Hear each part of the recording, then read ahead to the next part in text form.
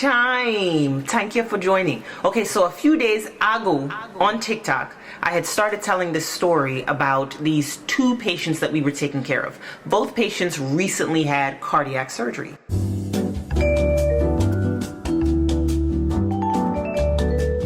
One of them was a younger gentleman with a fat history of cocaine abuse.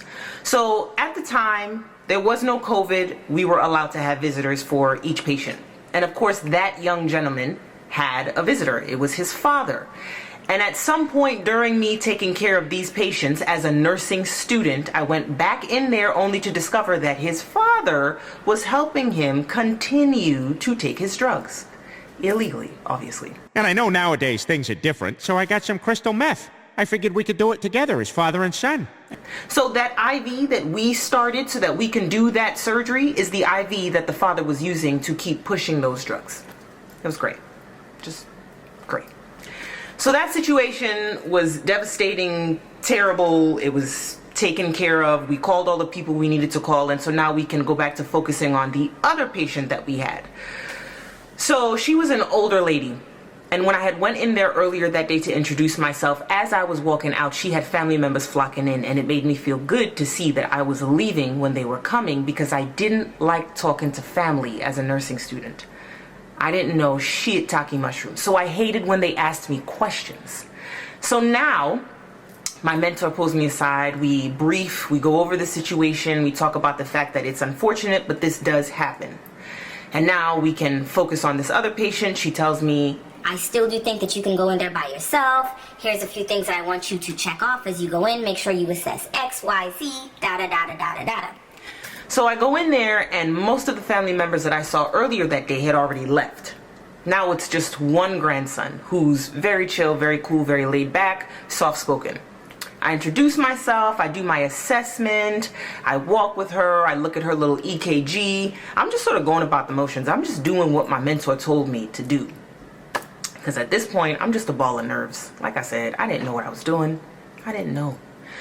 And so I'm asking a few questions, just a part of the assessment, how she's feeling, how she feels when she gets up as she moves around. Do you feel short of breath? I'm checking her pulse ox, her oxygen level. And her grandson asks me something. I don't even remember what it was, but I barely even remember answering him. I just remembered we interacted for a little bit of time, and I felt confident enough to walk out and report back to my mentor saying, it went well, she's doing well, she's progressing. She said, okay, cool. So we're sitting down. This is the part that I hated. We're sitting down, we're documenting, we're going over everything. She's asking me a series of questions. What I think, why do I think the doctor ordered this? Why is this happening? Yada, yada, yada. And then she leaves me alone to do my documenting. So I see where we're sitting at the nurse's station, we're sitting really close to our patients' rooms. And so her room isn't too far from where I'm sitting. I can see everything that's going on in there if they leave the door all the way open.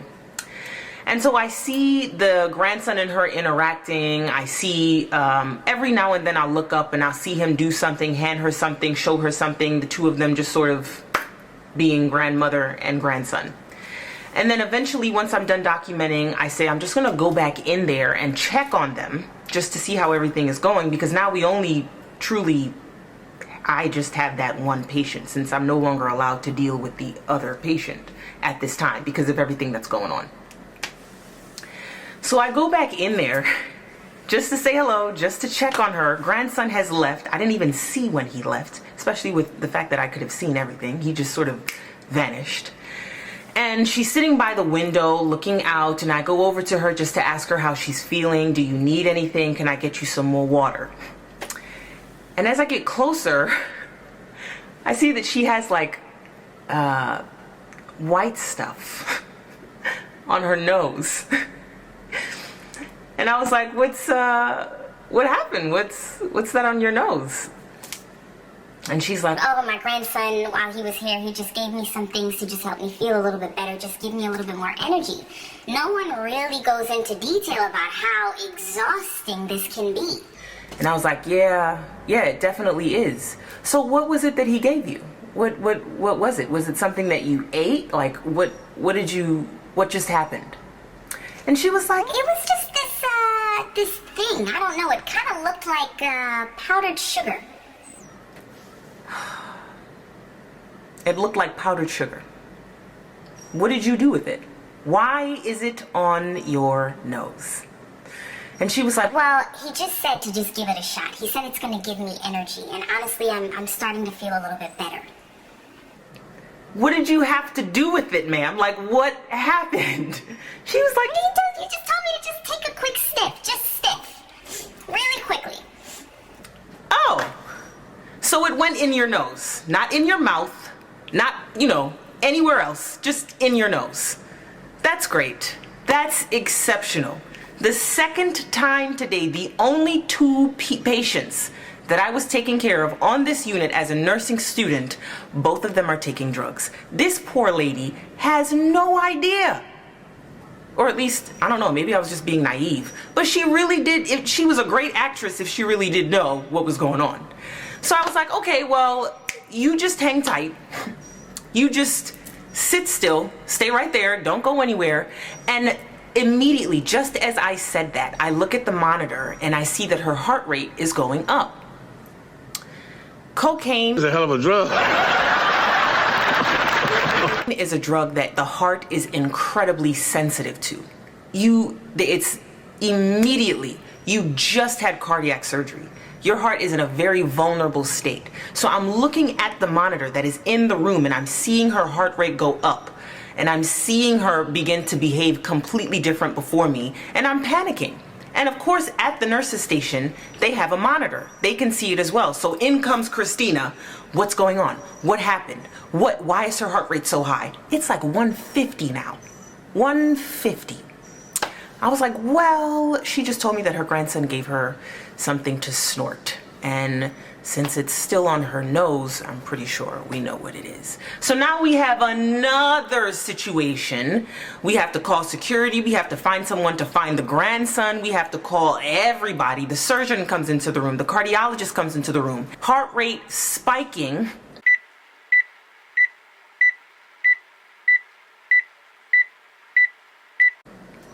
But get this. In these kinds of situations, there are a series of symptoms that are associated with this. I, at the time, was familiar with the textbook symptoms, chest pain, shortness of breath, and just a bunch of other unpleasant things. Homegirl is still sitting there talking to us, just as if nothing is going on, having a normal conversation with her heart rate going through the roof, and she's just chilling. She's like, so what's going on? Why is everybody in here with the heart rate of like 176? I was like, this is not okay. In my head, in my body, inside of me, I'm losing my shit. And there's all these people flooding in the room. It was stressful because even as a nursing student, I didn't really know all of the things that the other nurses knew, but I still felt like I could see in that room. I could have seen what was going on, and I felt like at that time I kind of felt a little guilty. I felt like I could have caught this. I could have seen something happening. My guy was sneaky. He was super duper sneaky. He just like disappeared, just vanished into the night. And she was not like, she was just talking to us with her heart rate through the roof, and everybody's poking at her, prodding at her, drawing her labs, giving her drugs, and it takes forever for things to finally calm down, like forever. And even looking back, I felt like it took some time for me to be able to look back at the situation and remember certain details because it was so hectic. I felt like the most that I've learned from that situation is how much I've evolved as a nurse since then. Because I feel like back then, looking at it, I was more heartbroken than anything. Now, I feel like as a nurse now, walking into that situation, I would have just been more frustrated. Like, what are you doing? What were you thinking? How could this have even possibly happened? Anyways, nurses deal with a lot. That's my story. Thanks for joining. Charlie Murphy!